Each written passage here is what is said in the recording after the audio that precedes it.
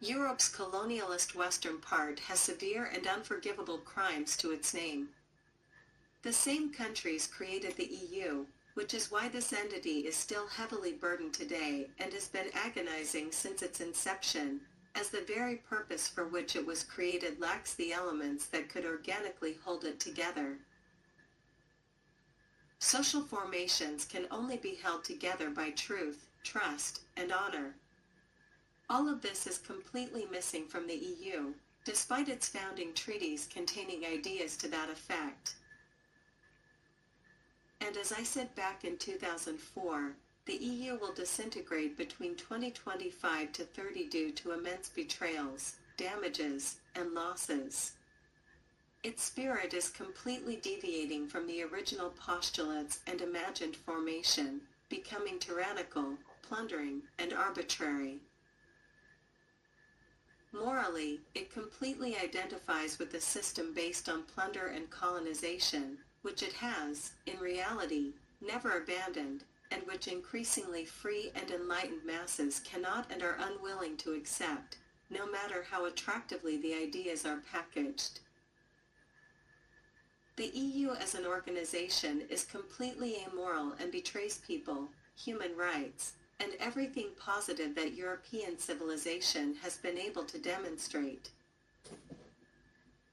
Between 2020 to 2025, a neo-communist dictatorship will emerge, and EU politicians will become mere pathetic actors, and it will become increasingly clear to the people that they are characters in a very shoddy and infinitely dangerous soap opera, who no longer wish to play the role of extras. However, those who created the EU also thought of this. They are doing everything to weaken the peoples of Europe and render them incapable of resistance, mentally, spiritually, physically, politically, and militarily.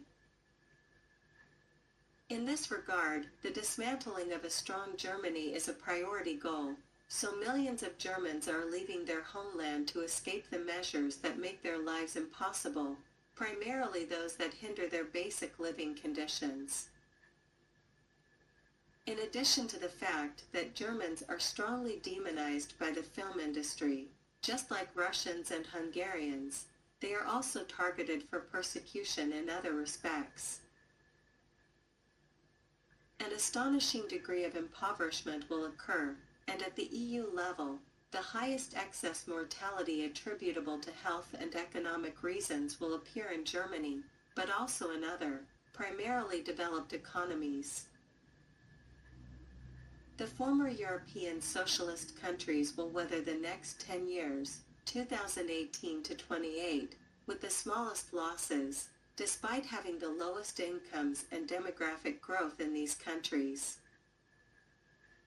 They have painful experiences and know that they must never again walk into the atheist/communist dead end. Therefore, the EU bureaucrats cannot do whatever they want with them, with Hungary leading the way, because they have developed an immunity to communism. Europe has heavy burdens and sins, for which, according to the will of the Mother of God, it must suffer. The continent named after the goddess Europa should have remained a bastion of sacred femininity, as it had been for millennia, even when it was not yet called that, but it did not act this way, and the consequences will be extremely painful. The Mother of God never leaves mistakes and sins uncorrected. The Mother of God strives for continuous improvement, and whoever stands in her way will fall. The western half of Europe will suffer severely for the sins of the past, and there is only one way it could escape this, but it is incapable of doing so. Thus, only certain Eurasian peoples will be helped, only they will truly be saved. Those who were previously on top will, thanks to themselves, end up at the bottom. This is the correct order of things. This is how the wheel of karma works. The solution for all of Europe would be to return to their original faith, deeply respect sacred femininity, and earnestly ask for the Mother of God's forgiveness and protection, but the West is unwilling to repent, too accustomed to arrogance, Consequently, they face a period of violence, turmoil, and bloodshed. They will become the primary victims of the internationalists' great conspiracy against humanity, and many of them will leave this world. France will fall first, then the northern countries will fall into the trap, while Germany will be attacked from many sides, but primarily forced to its knees by the dismantling of its industry. The countless political, economic, and health interventions, as well as immigrant sabotage, and the very likely energy deprivation, will lead to social chaos and depressive states. The genocidal will of the internationalists will flood all of Europe and the world, but in the Western European region by 2030, only flickering embers will remain of the former Western light.